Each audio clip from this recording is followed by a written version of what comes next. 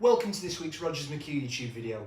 In this week's episode, we're going to look at the KPIs that any recruitment consultant needs to be keeping an eye on. Let's go!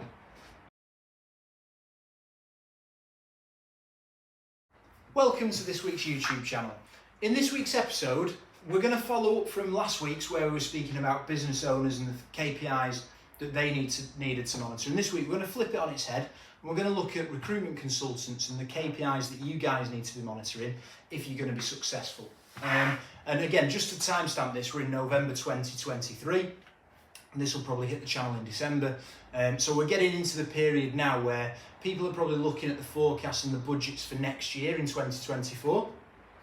This seems to be a good time of year that everybody starts to plan and focus, and budgets in a lot of cases will run from January to December.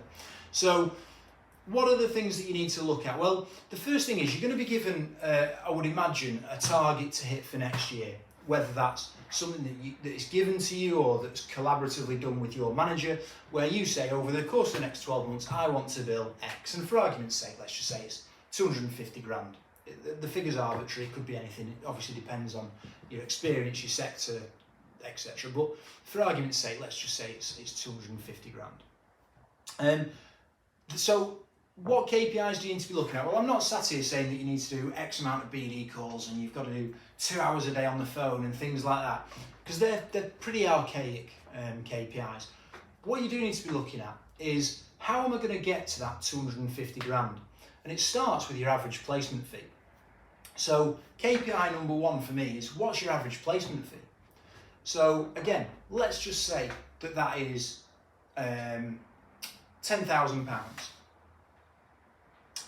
You need to make 25 placements over the course of the year if you're going to hit your target. Because 250 grand, if your average placement fee is 10 grand, it's 25 placements over the course of the year. And again, these figures are made up, they're not reflective of anybody's figures in particular, but it just makes my maths that little bit easier. So you know that you need 25 placements over the course of the year. What you then need to look at doing is you need to break that down in, how do I get 25 placements? So how many offers do I get per placement? So for instance, over the course of this year, you may have had 20 placements. That may have come from 40 offers. So 20 people accepted the offer and started, and 20 people got offered, but for some reason didn't start. And that could come down to being counter-offered, being offered elsewhere as well. They may well be involved in that 20 that you've placed. You may have got them 2 offers and they may have chosen one over the other. But ultimately, over the course of the year, for every 2 offers that you get, one of them is a placement. So in terms of your offers to placements, it's 2 to 1. You need to make 25 placements next year, so you need 50 offers in order to hit that. Well, how are you going to get 50 offers? You then need to take it back another step. How many interviews do you need to get an offer? So again, let's just say that over the course of this year you've had 40 offers, and over the course of the year you've had 120 interviews. So your interview to offer ratio is 3 to 1.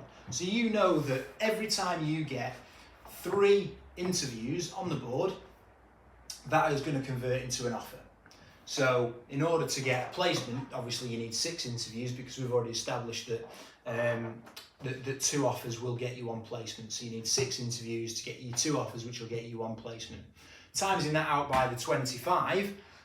So you're testing my maths now, but ultimately, if you get 150 interviews next year, that will then give you, based on 3 to 1, 50 offers, and 2 to 1, obviously then your 50 offers becomes your 25 placements.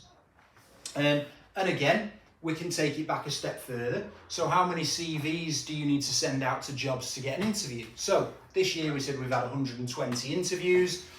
Again, I'm going to keep my maths relatively straightforward. So let's just say that you've sent 240 CVs to live jobs. It doesn't have to be those specific live jobs, but to live jobs over the course of the year. So for every 2 CVs that you're sending, you're getting 1 interview. So we've established that we need 150 interviews, and I know I'm going quite quickly on this, but you start to see the point. So we need 150 interviews, so we need to send 300 CVs to vacancies.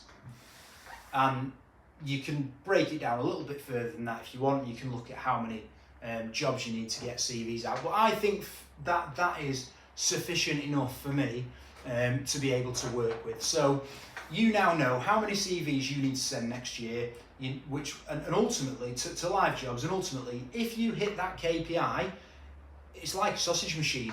Everything else will filter through the sausage machine, and you will get your 25 placements out the other end of it, everything else being equal.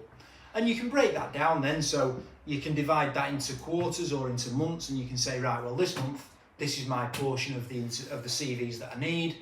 But they're important KPIs for me, because they give you some ownership over how you're going to get to 250 grand. Because we can all sit down and say, I'm going to do £1 million next year, I'm going to do £250,000 next year, I'm going to do £500,000 next year. Unless you tie some KPIs to it, you're not accountable. It doesn't really mean anything. It's an arbitrary number, and if you get to it, great, and if you don't, well, what does it matter? Because there was no thought behind it. So using the KPIs that we've spoken about, that'll give you every chance of hitting that figure next year. It'll make you more successful. It'll make you more aware of what you're doing and how successful you are. But more importantly, it gives you areas that you can tweak as well. If you're looking at saying, I need to send 2 CVs to get 1 interview, that's quite high. I need to work on my matching ability with my candidates for the job specs, because if I can tighten that up, then obviously I'm not going to need to send as many CVs. It might be that you're not covering the counter offer with the candidates very well, which is why you're only getting 1 placement for every 2 offers. And you might be thinking, if I can tighten that up, and if I can turn that ratio from 1 in 2 to 2 in 3, so I go from 50% conversion to a 66% conversion, then again, either you don't need as much at the bottom end in terms of the CV sent, or even better than that, you keep that the same, and the figure that you produce over the course of the year is even bigger than you anticipated, than you wanted. You earn more money, and everybody's happy, and you can have a fantastic lifestyle. So arbitrary KPIs, how long you're spending on the phone, things like that, I don't buy that as much anymore. I think if you're a trainee coming into the industry, there probably is a need and a cause for certain KPIs in terms of activity. Once you're at a senior level, once you've been in the industry for a long time, you don't need that. What you need is you need to understand your performance and how that affects your revenue and how you're going to get to your target next year. So let's break that down again. Average placement fee. What is it, and how is that reflective of what you're looking at billing next year? And then from there, how many placements are you going to need over the next 12 months, month, quarter, whatever it might be, and how are you going to get that based on the offers that you get, the CVs that you send out, the interviews that you get. So if you put all that together, that'll give you the recipe for success for 2024. Be interested to know if there's any KPIs that I've missed off there that you think are vitally important in a recruitment consultant's role. Feel free to put it in the comments below the video, and I'll come back to you. But most importantly, if you can subscribe to the channel. We're currently trying to get the videos out to more people at the minute, and the best way of doing that is to have more subscribers on the channel, because then the YouTube algorithms will float the videos out to more people. So as a gift to me this year, as we enter December, please subscribe to the channel, and I'll be back next week at the same time with the next video. See you then.